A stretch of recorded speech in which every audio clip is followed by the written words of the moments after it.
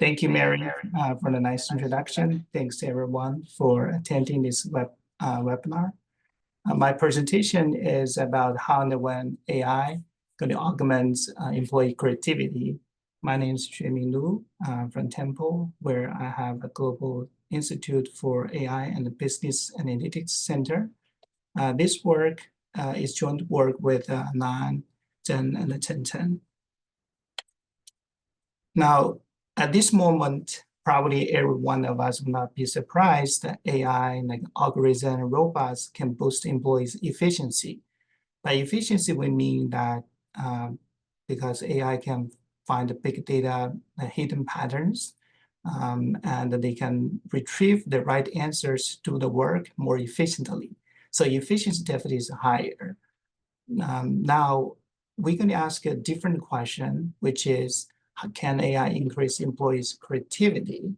So by creativity here, we mean going to have a new and useful solution to customer problems. This would be an interesting angle because the prior research or prior topic has been focused on how AI is going to replace human workers. So here we're going to say how AI augments human intelligence. If the AI's assistance can help employee increase their creativity, find a new and useful solution, that would be good news for a workforce and for companies. So how we go test or answer this research question, we conduct a field experiment at the setting is a large high-tech marketing company. Basically, they have a huge call center. They serve over 10 million customers. So you can imagine customer service calls and outbound sales calls. What's the AI technology here? So we're all really interested in Gen AI technology. You can think about this as an AI chatbot, where it's a combination of ChatGPT, which generate languages, and plus voice technology. So you have a text-to-speech, speech-to-text technology combined with the GPT. Now, the training data for this AI chatbot is more than 10 terabytes of call center data. So they have the correct answers, positive samples, negative samples, in terms of how to serve the customers in the right way. The algorithms are basically deep learning neural networks plus reinforced learning. This technology has passed the Turing test for a short conversation with the customer, like in less than 2 or 3 minutes for those settings. So in the experiment, what we did is we randomized over 3,100 customers into different experiment conditions. Now, because this AI chatbot technology has passed the Turing test, so they can serve customers in the call center. So the company can send either AI technology or humans to serve customers. So the setting here is about an outbound sales call. Company want to reach out to the customers to purchase a new credit card.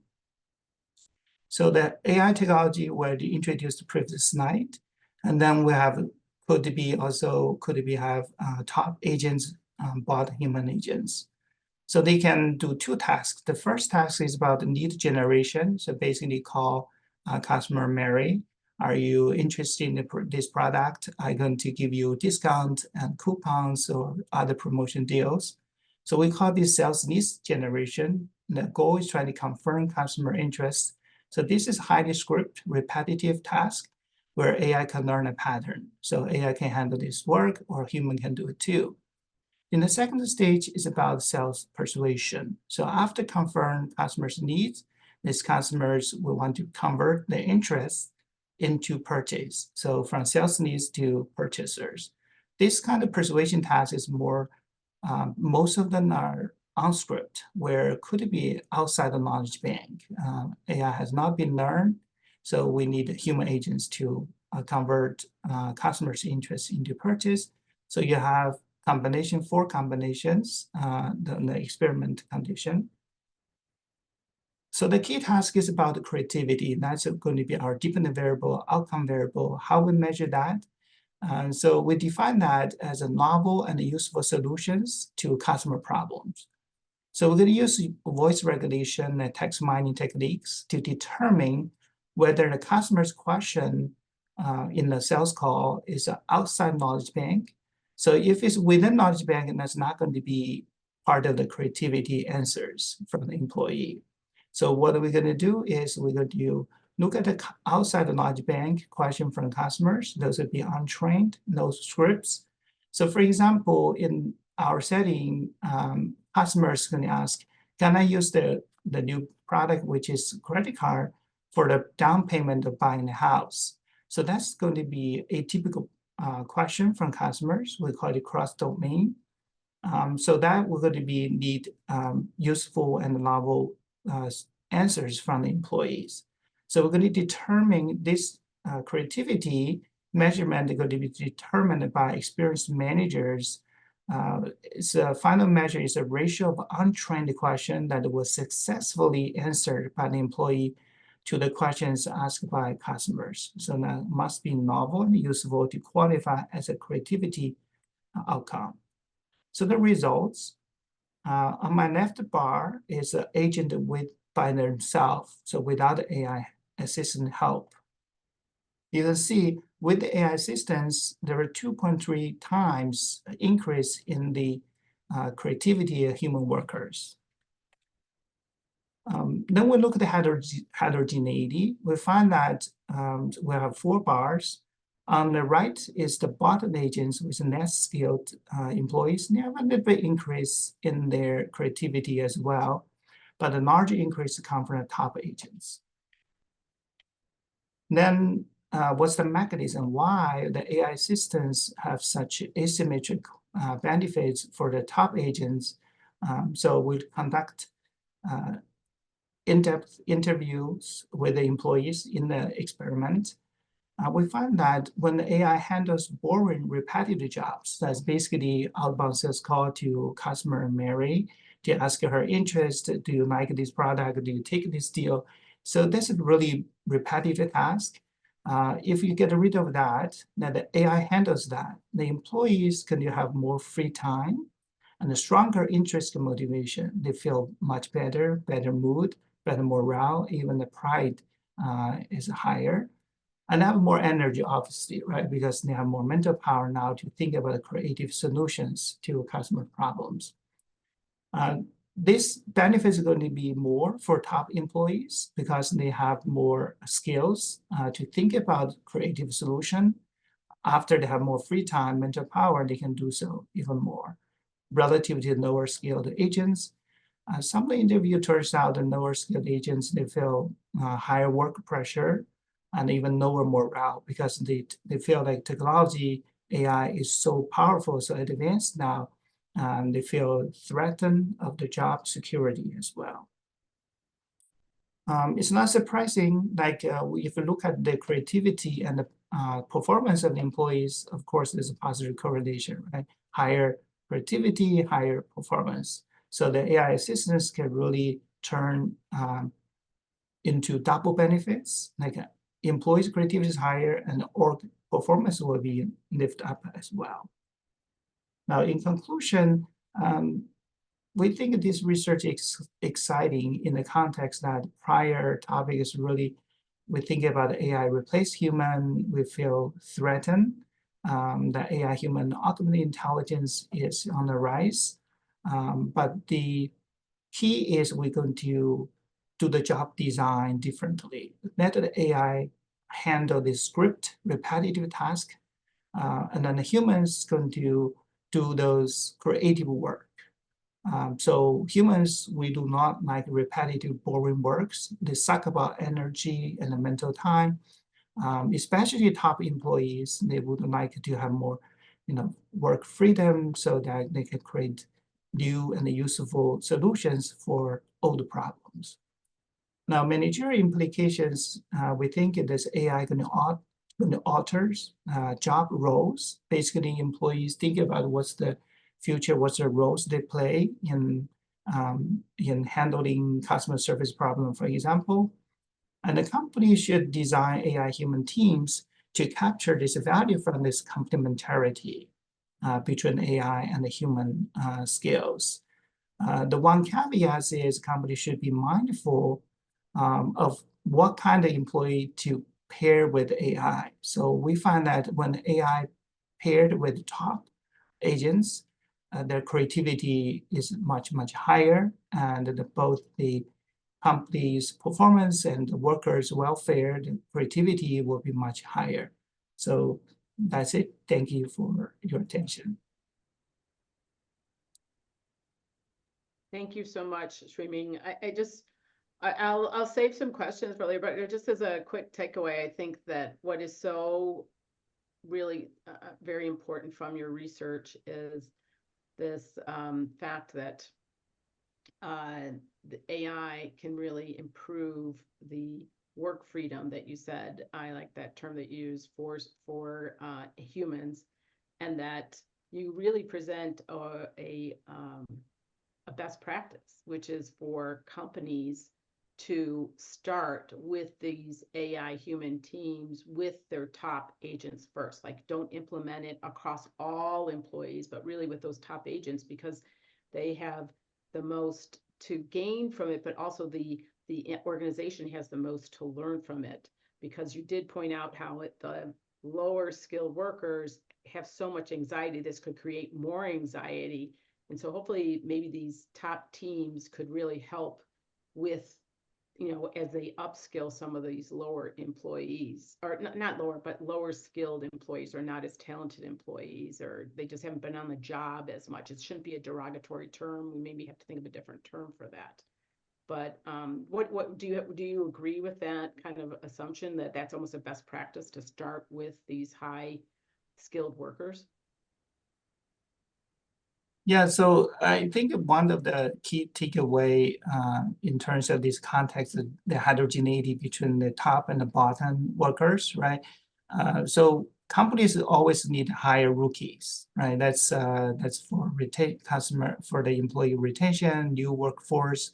Those are natural process. So company always have lower skill workers, and hopefully they can learn more and learn faster at the job. So the AI coach can do this kind of job as well. As you're saying, the key task is upskill or retraining for different purpose. And another takeaway, I think, related to that would be the company should be clearly communicating what's the intended use of AI, right? So lower skills always feel threatened. They feel like a company will rolling out the technology and they're going to lay them off, right? But in this context, the company should also communicate that we can use the technology to help you, to give you job recommendations to how to serve the customer better in this context. And then in that, the employees can feel like, oh, okay, the companies are trying to help me out rather than really like lay me off and for the long term, right? So they see the intended use of the AI is trying to save their time and energy, and then after retraining, upskill, and then they're going to feel the company is taking care of them. So that's part of that managerial takeaway. Mm-hmm. The messaging, what I'm really taking away too is the messaging of how they use this with their employees. And just I can't wait to talk more about this, but what we're going to do now is we're going to turn it over to Emma Wiles. And Emma, take it away. Okay, thank you so much. I'm very happy to be here. My name is Emma Wiles. I'm going to be talking today about the role of AI in hiring and in the sort of the hiring process and matching, and specifically about the informational role of the job resume. So in recent years, more and more of sort of job search and hiring is happening online. Between job boards like Monster and Indeed and online labor markets like Fiverr and Upwork, these sorts of online marketplaces mediating these transactions are getting a tremendous amount of data on job seekers and employers. And so platforms have been using machine learning tools to improve and increase the quantity and quality of matches between employers and workers. And a lot of research has focused on how platforms can use this data to decrease search frictions, usually with features like recommendation systems. But platforms are not the only ones who can use AI tools. So job seekers and employers can use new language models to spruce up or even entirely write application materials. And how the matching process changes when users use algorithmic approaches to better present themselves to the market is a sort of more recent phenomenon and kind of understudied question. And so today I'm going to share results from an experiment where we randomly assign new job seekers to an online labor market to have their resumes spruced up by AI. So when we think about the implications of someone using AI on their application materials, it's most important if employers actually care about writing quality. And so the first thing I want to show is that they do. If you look at about 200,000 resumes on an online labor market prior to the experiment we ran and count the writing errors in each resume, you can see job seekers with higher error rates are much less likely to be hired. And so, okay, if maybe we think that writing quality and hiring are correlated, we don't know why that would be. We don't know if it's just correlation or if there's a causal reason this is happening. And so if we think through sort of what a non-causal story would be for why there's this correlation, you could imagine that maybe employers don't actually care about the writing on application materials or on resumes, but better workers happen to be better writers. And so we're just picking up in the data that the better writers are more likely to be hired because those are just the better workers. But it's also possible that this relationship is causal and that employers would rather hire workers who are better writers. And so there's a couple different reasons this could be happening, and we're going to try and disentangle that in this paper. So the first one, what we call the signaling view, is that writing ability is a signal of diligence or attention to detail or something about the underlying worker's quality or type. And another view that we propose and end up showing evidence for is called what we're calling the clarity view, which is that good writing has no relationship with the worker's underlying quality, but a well-written resume basically helps employers to understand what it is the job seeker is proposing or what their skills are or how good a fit they are. And so it allows them to be in the consideration set at all. And so, the sort of two big research questions are, can algorithmically enhanced writing improve hiring outcomes for job seekers? And if so, how useful is writing quality as a signal of worker ability? And luckily, these questions are testable. And so we're going to investigate them in the setting of a large online labor market. This is a sort of an online labor market that looks very similar to offline labor markets in many ways, but all the work is done online. And crucially, both the employers and the workers rate each other at the end of every job. And so if we want to then test these hypotheses, what we can do is on this online labor market is we randomize writing quality. And the way we do that is for new entrants to the market, new job seekers who are signing up, who are writing their resumes, we provide them with a piece of software that is a language model. This is prior to generative AI. This is, in early 2021. So it's not generative, it's not prompted, but it's an AI tool that improves your writing without, writing you an entire resume for you. So we provide the treatment group in this experiment, this tool to help with write their resume, and the control group we don't. And then we can observe whether or not the treated group is more likely to be hired, see if the better writers, despite being no better workers, get hired, to find out if employers actually care about writing quality. And then what we're going to do to disentangle the signaling view and the clarity view is to look at measures of employer satisfaction. So the reason we're doing this is that if workers with better writing are more likely to be hired despite being no better workers, the signaling view would predict that employers are going to be disappointed with the quality of work that they do, because in essence, they've been tricked into hiring worse workers. So that we can see are employers disappointed. If the clarity view is true, the treatment then simply allows workers to more clearly describe their skills, background, and fit. And so we're going to look at a bunch of measures of employer satisfaction to sort of try to untangle these two views. The measures of employer satisfaction we look at are like whether or not they're the treated workers are rehired, how many hours they work, as well as, all the sorts of ratings they get. And then we do some, natural language processing and sentiment analysis on the written text of the reviews they get as well. And so what we find is that treated workers are 8% more likely to be hired. So employers do care about writing quality. And we also find a bunch of evidence for the clarity view. So we find more productive workers are the ones that get hired, and that treated workers' employers are no less satisfied with the work that is done. And so this is evidence for the clarity view. This is like a very nice story about the use of AI on an online labor market. And so maybe what we should do is we should make it so that everyone uses some sort of AI tool when they write their resumes, and it will just, it'll increase the demand for labor. People will hire more. But crucially, these results are very likely to attenuate if you roll this out platform-wide.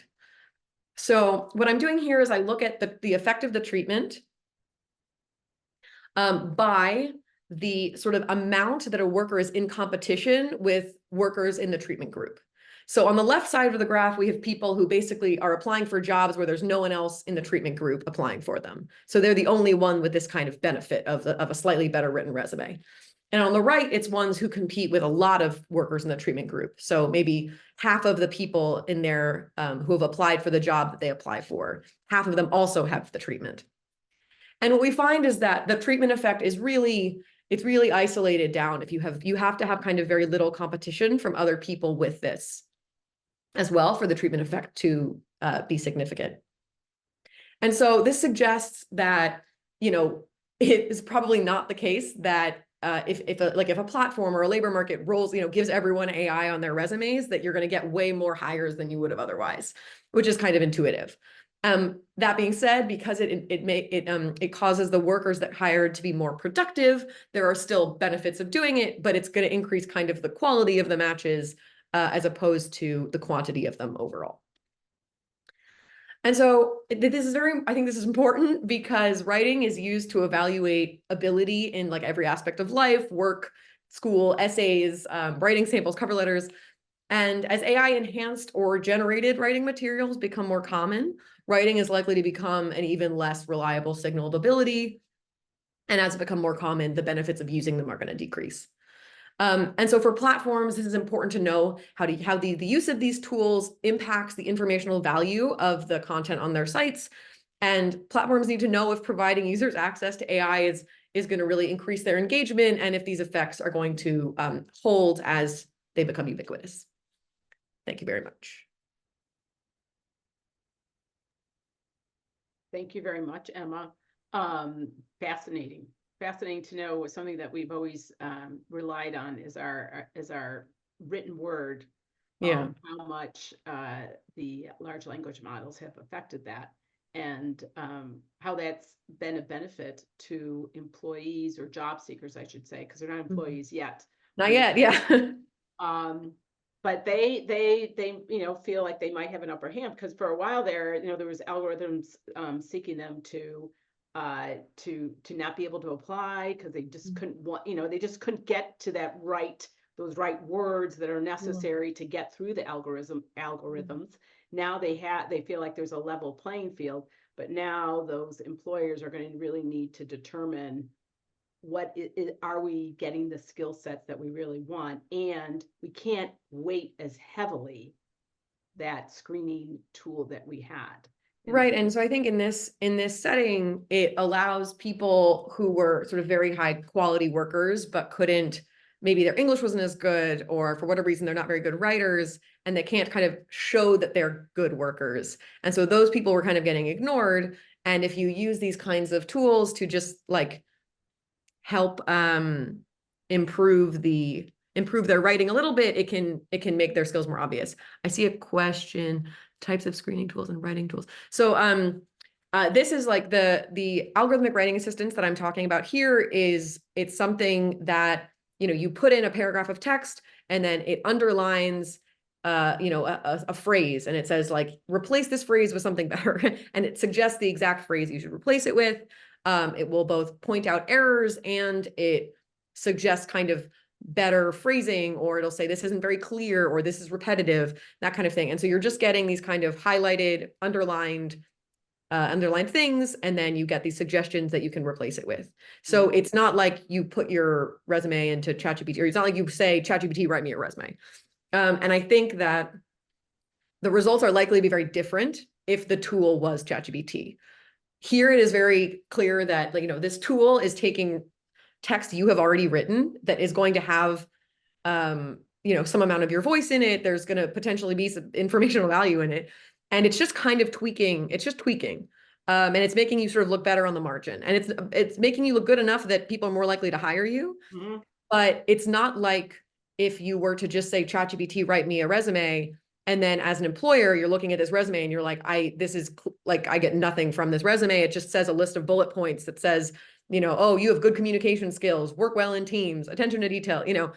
You see all those things and you're like, I'm not getting any information out of it. So I think these results are very likely to be different if you use generative AI. And I have future work that has shown that the results are very different if you use generative AI.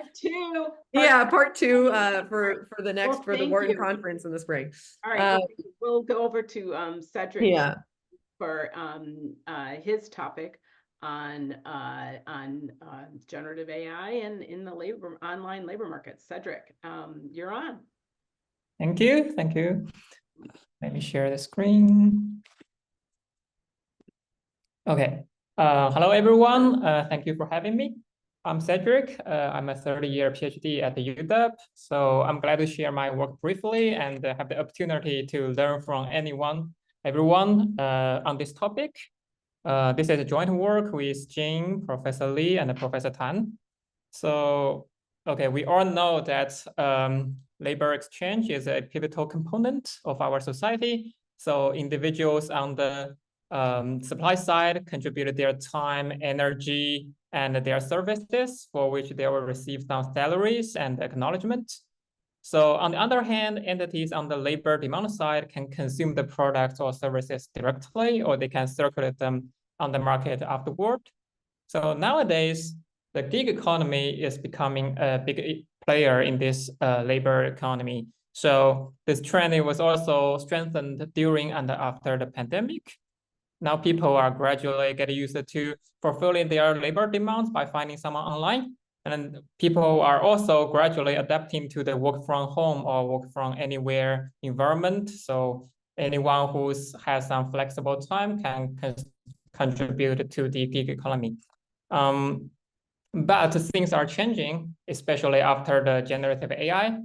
So as you can see, in November 2022, ChatGPT is launched, and it can be regarded as one of the first generation of AGI. So by AGI, I mean that it has good performance on some complicated tasks.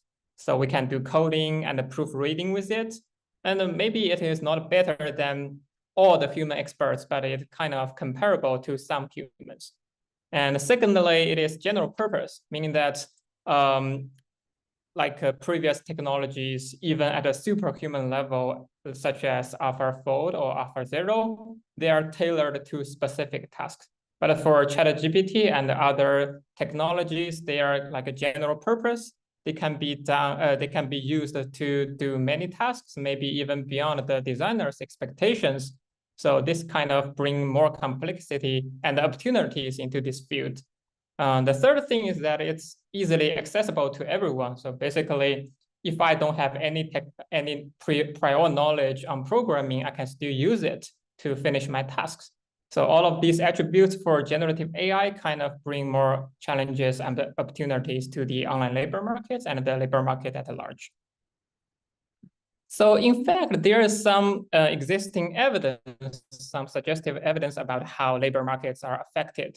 For example, AI is basically killing Check and other online tutoring platforms. We can see the stock price has gone all the way down. And we can also see that freelancer.com is gaining much less attention over time. So in the past, maybe it's fluctuating around some level, maybe 25 in the Google trends, but now it's much lower. So there is a clear maybe substitution happening out there, but we don't know how exactly it works. Therefore, we conducted this research, and we are mainly focusing on how ChatGPT is affecting both the labor demand and the supply in the gig economy platforms. And we are also show some suggestive evidence about how workers are adapting to this trend. So first thing I want to summarize is that some market level impact. So basically, we actually have two data sets. The first data set is more client-centric. So the clients can post their demands on the labor market, and then the freelancers will bid for them. Afterward, the clients will select one freelancer or just select nobody to fulfill their demand, and the match is formed so people can exchange their service and the salary. And for this market, we kind of show all of these results. The first thing is on the demand side. Basically, we show that a clear a substitution effect on the text and the programming jobs. So there are fewer clients who post fewer jobs on the market. And the remaining jobs seem to be more complicated because they require higher budgets.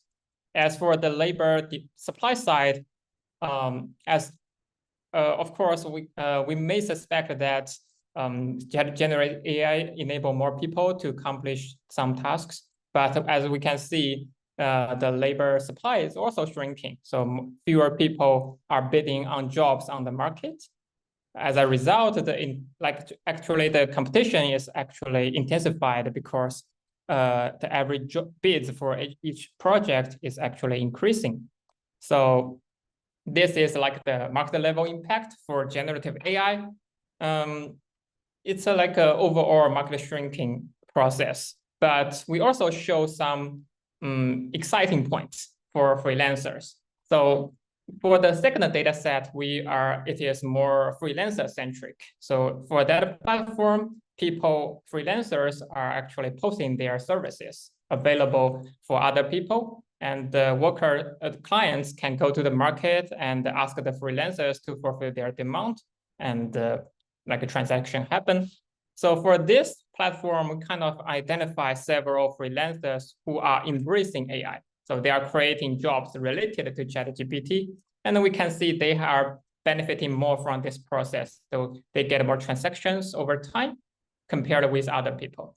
So there's a clear opportunity as well. To sum up, we can see although the market for existing job is shrinking and the freelancers have to adapt to this trend quickly and provide some complement services, we can see clear opportunities. And maybe our more suggestion is that for the gig economy platform and for the policymakers, we have to provide some related resources for them so that they can kind of adapt to this trend, and everyone can be much happier over time. So yeah, this is the main points I want to share today. So yeah. Well, thank you. Thank you so much. 3 very, very interesting talks here.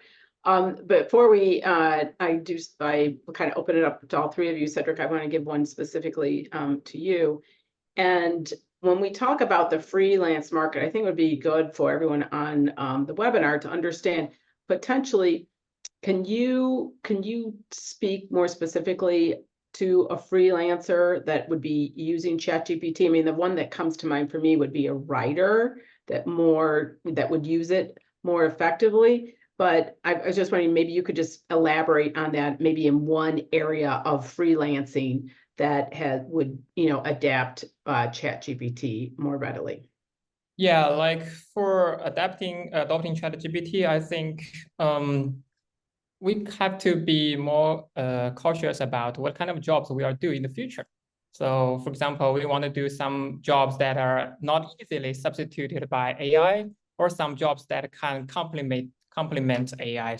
So this is a challenge, there are challenges and opportunities for freelancers. So first of all, some existing demand are replacing by AI. So we are not just competing with other freelancers, we're also competing with AI. And secondly, but other people can use AI. So we are also competing with maybe human plus AI. But for the second point, we also have some opportunities because we can use it on our own. Maybe Xueming's talk is a good starting point. We can use it creatively, and we can use it to augment our skills. For example, for proofreading, maybe in the future, we don't want to just do proofreading because it can be done by AI easily, but we can be more creative, writing some like poems or etc. So it's like involves human elements. Yeah. Okay. And then I noticed in the chat, someone mentioned like front end developers, they're ones that use AI much more effectively. The front end developers can be that much more valuable in the gig economy that really see how they can use that AI. And I'm going to ask everyone on the webinar to put all of your questions, not in the chat, but at the bottom of the screen, you should see something that says Q&A. If you could put all of your questions in there, that's where we'll be, we have that open and we'll be looking at that. And you can also vote on those questions as well. So so thank you, everyone. I'm going to start out with some questions for each of our guests, and then we're going to go into our Q&A questions. And first, I'd like to start with Xueming. If AI can boost production efficiency and creativity in the workplace, as you demonstrated, how will the expectations of employees change in terms of the metrics that they are measured on? And, and then essentially, how are employers going to message to those employees that they're going to be evaluated on higher productivity outcomes without creating, this anxiety? Because that's where I really see this all moving towards, is there's this expectation of efficiency and creativity, and there's going to be new metrics. And, how are we not going to create that type of anxiety, and how are they going to pivot to that? Yeah, so that's a very pertinent question and a very germane question and important at a workplace for the future work, Mary. So I think the exciting part and the dangerous part coexist, right? So the dangerous part, we already heard a lot of these stories. Can AI displace humans, workers? I think I want to be on the exciting part. The story we want to tell in this paper is really from mundane to creative, right? So the boring, repetitive part of work, let the AI handle it. They're good at it. They can make less error compared to human because it's repetitive. They know the answers. They just retrieve the answers from knowledge bank, right? So I think the job design, the expectation for employees should be changed by managers or CEOs when we design this work or job roles. So if it's simple, repetitive questions that just, for example, in our setting, is confirm, the customer, Mary or Emma, are you interested in this product or not, right? Those stuff, you don't need really a high talent people, a worker to do that 1,000 times, right? Because like 90% of the people cold call, they're not going to buy you anything from you, right? And as a cold call, I'm not in the market. So let the AI to do those boring, repetitive, time-consuming work. So the expectation could be set up differently. So the job design could be differently, workflow differently at the company. And then the managers should be communicating this to different type of workers, right?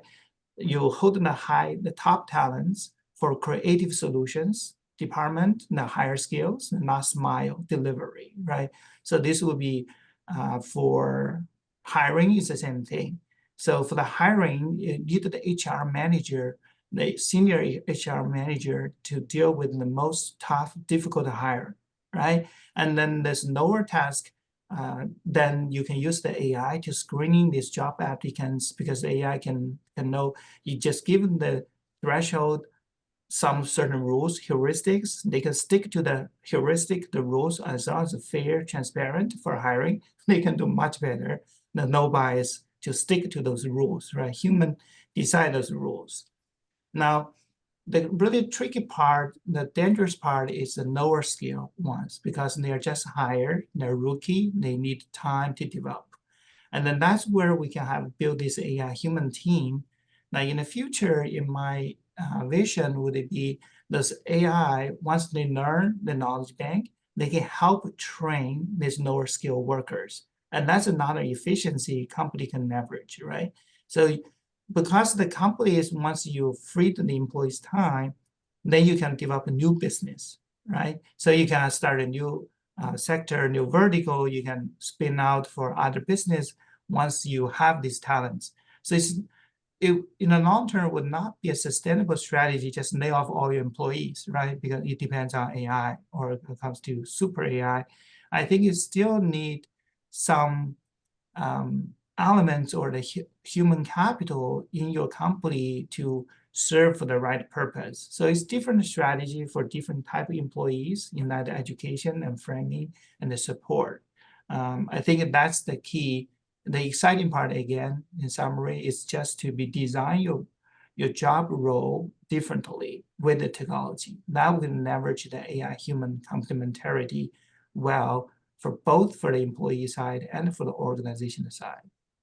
Yes, very, very, I mean, wow, there was a lot of information I think I'll take away from that. And one of the key points too that when you were speaking, I just was, I mean, I know everyone's like, oh, this is the, the new age, new dawn, it's like the age of the internet, and I know we can compare it to, I mean, different, it's like when the internet first came, but when you were describing it, I was also thinking that it's with our Industrial Revolution and Henry Ford and how he, figured out the assembly line, what you just stated is this is like the assembly line of knowledge tasks, and that these more boring tasks, that's what a company really needs to look at in terms, everyone's looking for use cases, like how do I use AI? And in essence, you have given them a formula and say, look at your most boring tasks. This is where AI can enrich your company from a productivity standpoint, but also in an employee retention standpoint, and how to make the investments you make in your employees that much better, not only from a pay standpoint, but also from their own productivity. So I really appreciate how everything you shared with us can relate to all that. And we have a couple other questions that I want to share with Emma and Cedric as well. And there's one that specifically for Cedric that we talked about early on, and that is, we're at this pivot point of LLMs in the gig economy, and the fact that gig economy didn't even exist a couple of years ago, and here it is, and now we have another disruption to that potential workforce. So could you explore or let us know what the distinctive features are of possibly LLMs, specifically like generative AI, and how does that contrast to like previous technologies and its impact on the workforce, compared to like tools that used to happen, like Google Translate was huge when that first came out. So maybe you could explain this disruption of an LLM within like that gig economy, and what people should really look towards doing in that. Yeah, thank you for the question. I also noticed a question in the chat about how we should exactly develop in the age of AI. So the first thing I want to mention is that it's general purpose, and there are some emergence ability of AI. So basically, designers cannot expect what the people can use it to do. So we can be more creative about what we can do in the future. This is kind of very different from Google Translation. And the second thing is that it's easy to use. So in the past, we have BERT and other very strong models, but it kind of requires some prior knowledge to use them. And now with ChatGPT, everyone can do at least some coding. So I think that's another difference. As for freelancers, I think we can, or maybe ordinary workers, I think we can categorize the jobs to several categories. The first thing is that it's entirely replaced by AI, so it doesn't exist anymore. The second part is that it's complemented by AI. So it lowers the bar for an ordinary person to join the labor supply side. And the third kind is that the jobs cannot be done by human only or AI only. So I suggest like people can adopt a second and a third trend. And another thing I want to mention is that because technologies are evolving, and this is a time for human co-evolve with AI. So I think mindset is more important than specific skills. So instead of building some skills and expect that it won't be replaced anymore in the future, and I think it's more important to have a lifetime learner attitude. So maybe when new technologies come, I can adapt to that. Yeah. Okay, thank you. That was very complete too. Emma, what, so we have had both these different perspectives here and how things are, we know AI is a disruptor. And, we've talked about employees, how they can, where they're going to be, upskilling and how employers have to work with that. And, in different economies, how AI is either going to, bring in a new economy, maybe a new economy or labor market. But for what you were speaking to, how it, as the individual, is applying for the jobs, because still we have to apply for a job, whether it's in a gig economy or more of a formal setting. So there's we're applying, and then we have employers deciding to hire us. So how is generative AI, ChatGPT, LLMs, how is that going to change that process of applying and then hiring in the biggest sense that you see, like 18 months out? Yeah, I think that, when you think about the sort of screening process that employers normally do, they're taking a lot of written material, making judgments on it, and then like maybe you do interviews. My guess is that cover letters, which are already, I think, not taken extremely seriously, are going to could just fade, do a slow fade out, and that things like interviews are going to become a lot more important. And I think I think we already kind of can see that happening. Like cover letters used to be a very big deal, and people already will be like, I don't read the cover letter. So I think that is the easiest thing to have a generative AI do for you, is write you a cover letter. Like it can do that in, with one prompt. And so my guess is that as we're seeing that, more and more people are adopting these tools, employers are going to probably emphasize the interview step of the process. And, you could also imagine not just interviews, but like, especially in technical jobs, there already have steps of the interview process where you have to, do tasks. So that could become more important as well. Although like that can still be influenced by AI. Like I've seen examples of people doing Amazon interviews in some language they've never coded in, and then they, in real time are like Zooming with someone who's telling them to do something in code, and they're like looking it up on ChatGPT or, and doing it. So it's going to be very hard to completely, remove generative AI from the equation. And I don't think we need to completely remove it from the equation. We just need to sort of figure out what are the parts of the hiring process where you're getting the most information about applicants, like quality and fit for whatever job it is, and emphasize those. Okay, great. I think in our chat here, we see people that are saying that cover letters are the best hack. Well, I didn't finish what they said, but they mentioned that I think they concurred with you. Here we are. Experiences of the cover letters are the best hack in today's job market. Gen AI does a neat job on the draft, but complete auto-generated cover letters are not good enough. Okay. I think one interesting question that's just more like zooming out a bit, for all of you, and any one of you can take this, is I thought this was from Dana, and she said, what are the regional differences we could potentially observe, meaning maybe continents or regions, maybe, that might occur based on how generative large language models are applied and accepted. I mean, I guess one is who's using them, but then also on the flip side, the employers or the government or just the society, what their acceptance is of that. So anyone want to, in the realm of the workforce, does anyone want to take that? Yeah, I can take a quick about the education application, for example.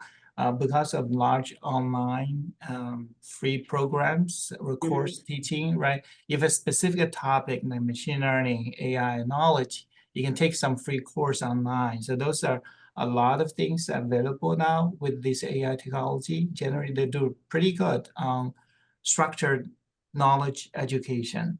So what's the role of future professors, for example, for us, right?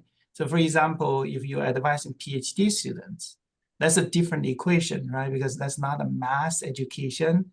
So if there's a structure nice, we call it a knowledge bank, knowledge graph. As long as you have the knowledge graph set up, the AI can do those, then we call it repetitive task, then let the AI to do it. Then free our professors' time in doing those high creativity, more challenging part of work and advising PhD students and advise honors students to do some really meaningful pro-social, pro-environment, those kind of like emerging topics are very important. So I think that human capital development is really, really critical, and the AI can help us educators to do those basic, work, and then the higher level work, and then always you need a human expertise to do that. I think we mentioned the HR application is the same thing. And there's not a company nowadays, Fortune 500 companies, they use AI to screen job applicants. 80% of job applicants are not fitting that job. Basically, HR, they're not even, should not reach to the HR manager office at all, right? We know that. That's happened at P&G. You remember all these big companies, car companies, you can see those industry verticals. And another application is healthcare. We know that AI assistants can help doing nursing role, like as a nurse, and collect the vitals, get your past medical history. That's very accurate, and they can build that knowledge very fast. The time efficiency and the quality is very good. But we still need a doctor, a human doctor. So as the audience, one of the comments is, I see a lot of future opportunities in terms of HAI, human AI team. So just incrementally let the AI take this, like a food chain, right? The value chain, let's take this step by step, and then the human's time will feel more and more for higher order, more challenging tasks. Very exciting, very exciting. We're gonna have to wrap it up because we're actually at time. So, but what a way to end that, I like that, there's the calmness of the step by step. I mean, there's a lot of disruption, but step by step, and there's always humans that are going to be involved in this and embracing on how we can use the AI for many repetitive tasks, but also to enhance our creativity with our jobs. There's going to be change out there, and it's exciting. So I, hope to see you all again soon. Thank you to everyone who's joined. Please tune in March 1st for our next AI Horizons webinar on innovation. We will be sending out this recording and references to the authors, the presenters' papers and their slides. But once again, thank you, Cedric, Emma, and Xueming for joining me today. Everyone have a great Friday. Thank you so very much.